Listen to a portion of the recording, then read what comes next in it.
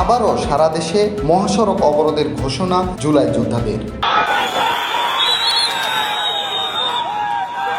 3 দাবিতে রোববার দুপুর 2টা থেকে বিকাল 5টা পর্যন্ত দেশের সব মহাসড়ক অবরোধের ঘোষণা দিয়েছেন জুলাই যোদ্ধারা। শুক্রবার সন্ধ্যায় জাতীয় সংসদ ভবন এলাকায় জুলাই যোদ্ধাদের পক্ষে মাসুদ রানা সৌরভ এই কর্মসূচি ঘোষণা করেন।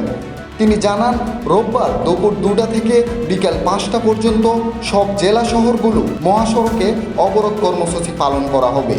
দাবিগুলো হলো জুলাই শহীদদের জাতীয় বীর হিসেবে সাংবিধানিক স্বীকৃতি, আহতদের বীর হিসেবে স্বীকৃতি দেওয়া, এছাড়া জুলাই শহীদ ও আহত পরিবারগুলোর পুনর্বাসন নির্দিষ্ট রোডম্যাপ ঘোষণা এবং দায় মুক্তি দিয়ে সুরক্ষা আইন প্রণয়ন করার দাবি জানান তিনি।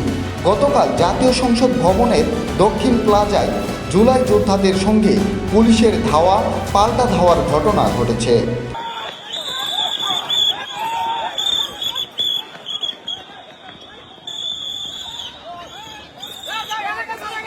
এ সময় আন্দোলনকারীদের লক্ষ্য করে পুলিশ টিয়ারশেল নিক্ষেপ ও লাঠিপেটা করে।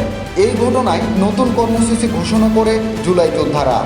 সৌরভ বলেন, আমরা হামলার শিকার হয়েছি। আমাদের উপর হওয়া হামলার প্রতিবাদ এবং আমাদের 3 দফা দাবি বাস্তবায়নের জন্য রোববার দুপুর 2টা থেকে বিকাল 5টা পর্যন্ত প্রতিটি জেলা শহরের মহাসড়কে অবরোধ পালিত হবে।